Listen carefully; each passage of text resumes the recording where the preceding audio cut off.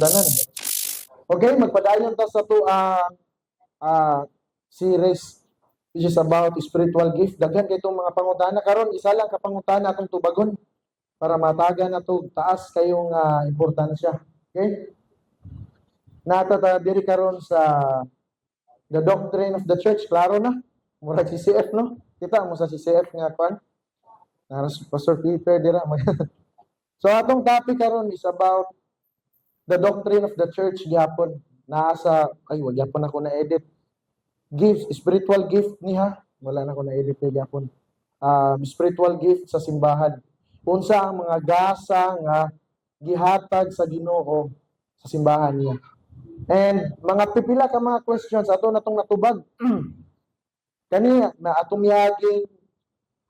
miaging Domingo natubag na ni nga unsa ang mga spiritual gift. Ang spiritual gift baligo nako muni ang mga abilidad nga gihatag gikan sa Ginoo.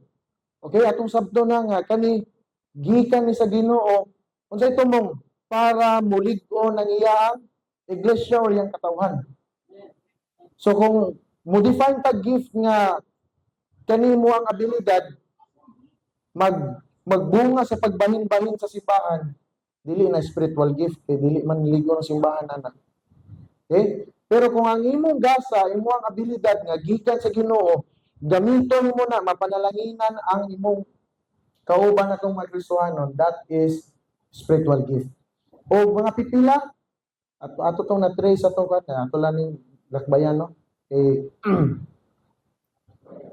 Nata sa dapat na nata sa number 3 karon. Okay, sa mga muna akong giingon atong miaging before na nagtapos atong miaging Domingo nga tubagon na tong number 3. Number 3 lang sa atong tubagon karon kay taas ning storyanan po nato. Pila ka buok ang spiritual gift nga gihatag sa Ginoo. Ug atuo nga tanang Kristohanon sa panahon nga sila naluwas nakadawat ani nga mga gasa. Akong pangutana karon is pila ka buok. Okay? So atong i-try lang taw kung asa ka ta nabilong diri. Kay dili tanan biya gitawag sa Ginoo nga mahimong magtutudlo. Pasabot ba nga ang ubang kaigsuonan nato wala na po'y buhaton sa simbahan? Dili na mao. Natay unique nga gasang ug kangayan nato dili nato i-compare pod atong kaugalingon sa uban. Okay? Before niya na atong itugyan sa Ginoo atong Sunday school. Lord, may mahayag ka karon kabuntagon sa among taliwala.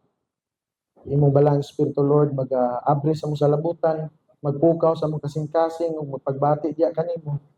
Nga sa pagpaminaw na mo Lord, ani nga Sunday school, maghatag ni Ginoo og dugang kanang kaalam, kaligon, masusi pod namo Ginoo kung unsa ang gasa nga nasa mga imo mi gitawag Lord nga moalagad kanimo, moalagad pod sa mga isig ka Kristohanon. Busa kung unsa man among gasa nga imong gihatag sa mga pinaagyan ni nga Sunday school Lord, maamong makapamalandong mi, makameditate mi. Kung unsa imo ang gasa nga gihatag sa mga Ginoo aron kani magamit namo ni Lord, dili ni mahimong Kristohanon nga dili namo i-exercise unsa ang langitnon nga mga gasa nga dawatan diya kanimo. Pasaylo ning sung kalapasan kakulangon kung sa man mga babag sa muang pagduol diya kanimo karon wag tanga kini Ginoo libyoy mo una-una kasing-kasing no, sa pagduol namo kanimo Lord angayan kami kung magaigsunan po namo Lord nga padulungay pa ikaw may mga giya kanila makaabot sila diri safe and sound amo sila magkauban po sa fellowship. Magpataliwala ka sa mga karon, way laing ngalan matuboy sa ngalan ng Ginoong Hesus. Amen ug amen. Okay. Number 3 lang sa ta. Pila ka buok ang spiritual gift nga gihatag sa Ginoo. Okay? Then ani ta sa 1 Corinthians. Na diri karon sa 1 Corinthians 12:28. Okay? Una, daghan siya nga mga passage pero wala man gud sa I think unom ni ka passage pero dili tanang passage gikumpleto ni Apostol Pablo ang paglista tanan. Ani nga lista na ani nga gasa, ani nga lista wala ni nagasa. So atong natawon tanan ang mga passage karon kung unsa nga mga gasa ang mga passage nga gilisan ni Apostol Pablo. Una is sa 1 Corinthians 12:28, nag-mention siya og apostle. Kadua, prophet or propeta. Katulo, teacher. Kaupat, magbuhat og milagro.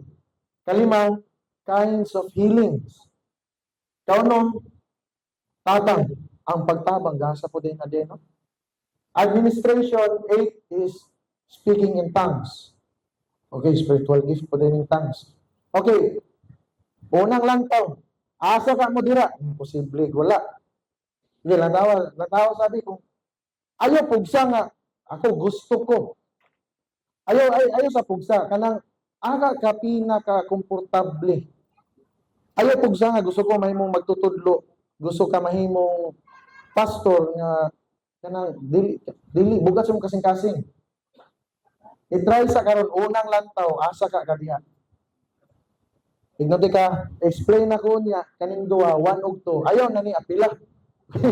Basingon na komportable ko mahimong apostoles. Na. Problema ta na gamay. Ako nang i-explain niya nganong wala na nin duha ka office. Okay, diri daw ta. Teacher, ganahan mo magtudlo.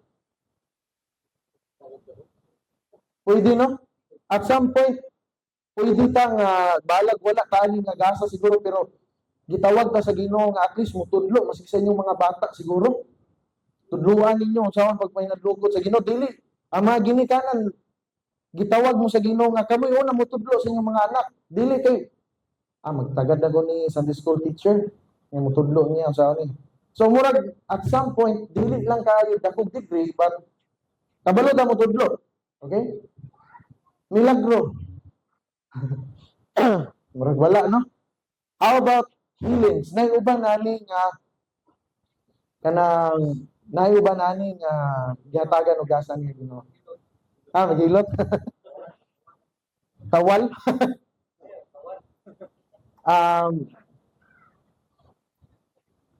Ako maingon wala ko ani. Si Pastor Jeff, sige niya mo example nga kada ni apuan nga naibalatian mamatay na maninuon. Ako naputoy kwan si kanang mama nila ang tilalang sa Purok 3 kadumdum ato. Tung dugay jud siya na bedridden bitaw. Gihangyo ko nila nga pastor basi pwede ni mo apuan nga kuhaon na ni sa Ginoo akong mama. Kamo lang. Ayaw lang ko. Kung gusto mo, kamo lang ampuan na. Usa man niya po, Lord, akong gibalibaran nga kabalo man ko sa ilang punto kay taas na nga panahon nga nagibati ba. Gahigda na jud pirmi. Nga gusto na nila nga dili magantos. So ako ilang gangyo nga basig pwede nga ampuan ako nga kuhaon na lang sa Ginoo nga. Okay, kamo na lang. Kamo lang. Ay lang ko. Okay. Tabang. Okay, pwede. Naaba sa inyo nga gaan kayo mo tabang in any form. Pwede, no? Okay. At isa pa ka passage mo rin ning agree. Administration.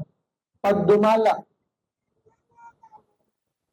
Usually, ignon po na mo nga, kung naay gasa ganihat ang Ginoo, dili pasabot nga kung administration na pagdumala yung sa simbahan, kanara po niya gihatag. Pwede na nga tagaan kay pipila ka mga gasa sa Ginoo. For example, teacher man ko. So dili na ko dapat mo tabang. Teacher na ko. Pwede ba inana? Dili po. So naay mga pipila ka gasa nga gihatag ang Ginoo sa matag Kristohanon. So usually mag-uban pastor, teacher o administration kay sa mga simbahan jud mga kaiglesiyahanan kung kinsa ang senior pastor mao jud pudto ang nagdumala or administration. So inana generous gay Ginoo gihatagan tanyag mga pipila ka mga gasa. Kaning tongues ako na nag-explain last pila na ka January mo siguro to nga speaking tongues is a gift. Literal jud ni siya nga lain nga pinulungan. Dili ni siya pareha sa mga Pentecostal karon nga gibberish or dili masabtan. Kaya atong kagian sa series po sa Acts nga nakabalo sila nga motoy gasa sa Ginoo kanila kay Na yung mga tao na tingala pagkadong, ila mo man ang pinulungan. Kani mga Hudyo man eh. Ano nag-istorya man ni sila sa akong pinulungan, nga wala man ni sila kabaluan nga. So, ang speaking tongues is gift nga understandable. Dili pareha karon nga Honda Yamaha, balik-balikon na memorization. Okay? So, gasta ni siya sa Ginoo, and I believe no, naayo dibatihanan pa kaayo ni nga part sa maski sa mga Kristohanon karon. Nay uban mo ingon sila nga ang speaking tongues is totally giwala na sa Ginoo. Is a demonstration daw ang speaking tongues nga gibubo sa Ginoo ya ang balang espiritu sa unang nga iglesia.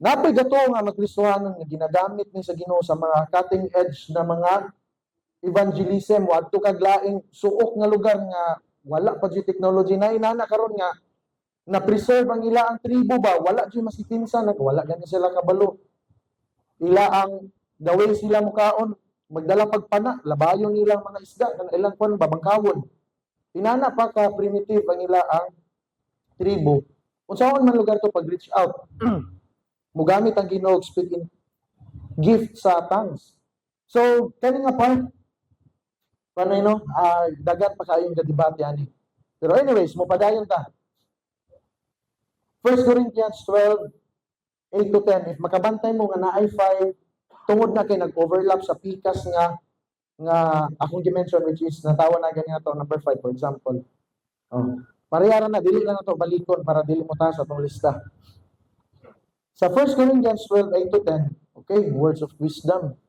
gasa ni sa Ginoo kakuan mo tawo nga magialamon tayo kung mutambag sakto jud gasa na dili na tungod sa iya ka-bright or unsa spiritual gift na siya words of knowledge somehow mag-overlap gyapon sa isa ka pastor ng Ginoo naghatag ko daning words of knowledge kung unsaon pagtudlo isa ka teacher kung wala pa siya words of knowledge 11 faith balik ta sa 5 healing number 4 miracles 2 is prophecy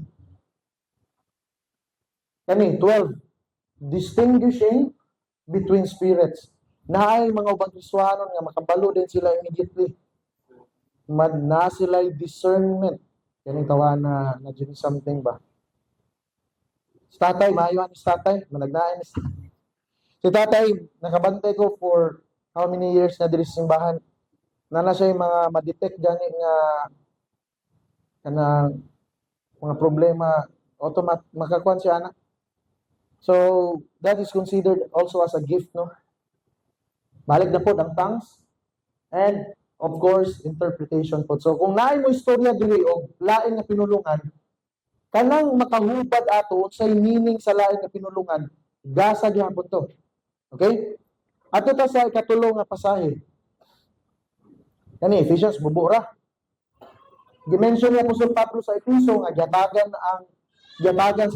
sa Ginoo mga apostoles mga propeta ebanghelista tigsangyaw sa maayong balita naapot sa 15 is pastor teacher so ang pagpamastor ang pagtudlo kani nga mga gasa nga among gamit gikan ni sa Ginoo sa Romans, prophecy, okay, naaputay, murag first time siguro ni, this is serving. Siguro ang uban, dili sa pastor teacher, maulaw, tudlo. Tama? Pero basig dili mo gitawag sa Ginoo. Pag serbisyo. Dili ko diya, di ganun ang serbisyo. Asa naman ng juday kay butang. Kung di ka mo tudlo, di ka mo sangyaw, dili pa ka mo serbisyo, asa man ka? Sa tongues. Mangita yung excuse ba nga, dili makaserve sa simbahan. Okay? So, pwede no nga. Ako nga explain nun nga ang pag-serve di ay, kaya kung ilista magod ng klase sa pagserbisyo, pirting daghana, di mahurot. So si Apostol Pablo iyang gi-generalize diri karon kung unsa ning katong tanan iya tong giisa sa serbisyo. Ay kabla i-explain ako na niya. Balik na po na teaching. Okay, na nindot po niyo. Maayo mo mo in college. Mudasig ba? Nay nagmandayon nga igsoon, ikaw mudasig. Bali man ang pastor, ako suryahan mo da manog simba. No? Kabalo ka mudasig. Kanang kung naay magkuan ba maluyahon, imo siyang maistoryahan magay. Oy, epektibo po ko diri oh. Pwede na. Okay, pila ka siblinahan o kanit. Dire ni. Contributing paghatag sa simbahan. Gasa din ni. Kaya bang Kristohanon, kung 10%, gamitan dyan nagkalkyo. Pila akong sweldo times 0.1, boom, 10%. Ay, di naman na dautan. Pero naay ubang Kristohanon nga gihatagan ani nga gasa sa Ginoo, way kwinta-kwinta. Hatag dayon depende sa dako kasi ang kasing-kasing sa paghatag. Nya natin mga kaigsuonan nga ako mismo nakaila ko. Nako yung mga nailhan nga inani nga mga Kristohanon. Dili datudlo sa simbahan, dili kana dili siya pastor, pero pagduulan nimo may tugod financial, dili kay makahatag. So gasa ko na siya. Ang uban niyo nga, kanina lang ko serving na lang ko, ay lang contributing, maroon akong parta. Anyway, ang punto lang ana is, naay ubang mga Kristohanon jud nga gihatagan o inani nga kasing-kasing sa Ginoo. Kaya natin siguro yung mga come up sa itong nauna no nga na yung mga inani nga tao. 19 is leadership. Pag dumala sa simbahan is 20, mercy na yung mga tao nga dali kay maluoy. That is gift. So dili lang tanan pastor magsangyaw. Na ay pagserbisyo, na ay pagdasig, na ay paghatag sa simbahan, na ay pagdumala, na ay kaluoy. Sige, aka mo diya. Wala gihapon, napit na marot atong passage. So, maybe no, pagbasa nako sa mga lista, maybe na nagibagting sa inyong galunggan, dili majud ko. I-try og pamalandong sa Ginoo. Kung dira kanya gitawag, ngano man may balaan man nimo kung diya ka gitawag sa Ginoo. Una sa tanan, mo nay tingwa sa imong kasing-kasing. For example, gusto ko mo alagad sa simbahan. Dili man ko wala siguro ko igasa sa pagpamastor. Pero naasa kong kasing-kasing nga mo serbisyo sa akong isig ka Kristohanon. Okay? Nakakaana nga desire. Ikaduwa, yun sa nimo pag-confirm nga mo na gasa sa Ginoo sa imo. Because ang mga tao nga imo giserbisyuhan, mo affirm pod nga brad epektibo kay kadiya. Ang isa po na, i-share na po na ko ang personal na ko nga pag-confirm nga nasa teaching o sa pastoral ministry ang ako ang tawag sa Ginoo. Kay pagwali pa lang sa una, napa ko diri, high school pa lang ko magwali, nagay magwali dire ko nga pwede man yun na pag-explain no. Kani nga outline murag pwede man pang-mention. High school pa ko, college na ako diri galingkod. Nana ko ana. Apil ko BTCP, nag-learn ko kadugayan sa sige na ko gapil BTCP, nakaganahan kog tuon sa pulong sa Ginoo.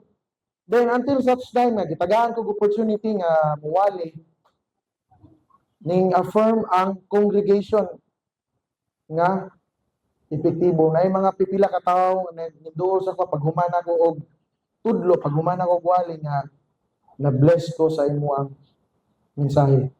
So that is a confirmation nga kanang one of the confirmation nga mo nang gasa nga gihatag sa Ginoo. Kay kung mo gani nga sa man mo outline brad mura man to nawala man kadasig noon. Remember nga ang spiritual gift unsa siya? Kapabilidad nga gihatag sa Ginoo. Unsay tumong para mulig-on ang simbahan.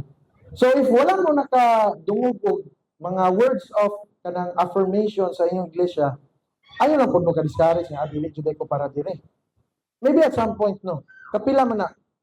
So kung gitawag ka sa Ginoo nga nakaitinguhan nga moalagad ko in any form, maglimpi sa simbahan, magunsa pa na dira, service man na, muingon, Naging mingon nga, sis, epektibo, brad, epektibo jud kayo na diya, brad. So that is one of the confirmation nga diya ka gitawag sa Ginoo. So sa mga pipila ka passage, I believe nga naana mo na morning bagking inyong dalunggan na, siguro po diri. Wala ko gitawag kami mong pastor, pero posible nga na ako diri sa pagdasig. Okay? O kani. Weird. 1 Corinthians 7:7. Ang kaminyoon gasa na o karon na mga